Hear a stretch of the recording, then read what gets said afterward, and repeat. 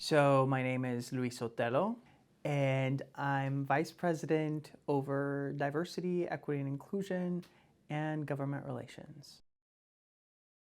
So I moved to the United States when I was almost 6 years old. When I was living in Mexico in this small village of about 300 or so individuals. At that point, right, I wasn't thinking about are taxes going to go up or taxes going to go down, but I was thinking about who was the next candidate that was going to stroll through town because they would go through all the different villages.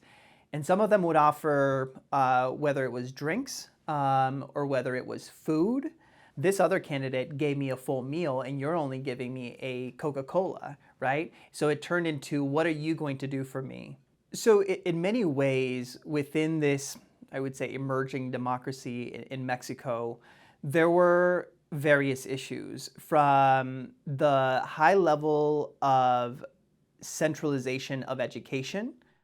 But even in that centralization of the curriculum, how it was going to get done, it never fully trickled down to all the different communities in the villages across my state of Chihuahua, but then just across the country.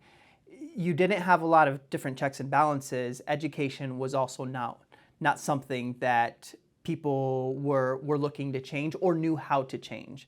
So the PRI, which is the Institutional Revolutionary Party, PRI ruled, it was a single party rule for over 70 years, led by the elites even within the party. And so if you wanted change, you had to be in the favor of the ruling party, which was one single party. So it wasn't until 2000 that a party other than the PRI who gets elected. So for the first time in over 70 years, you have a country that now is moving away from the single party rule that may allow for additional pluralistic ideas to flourish.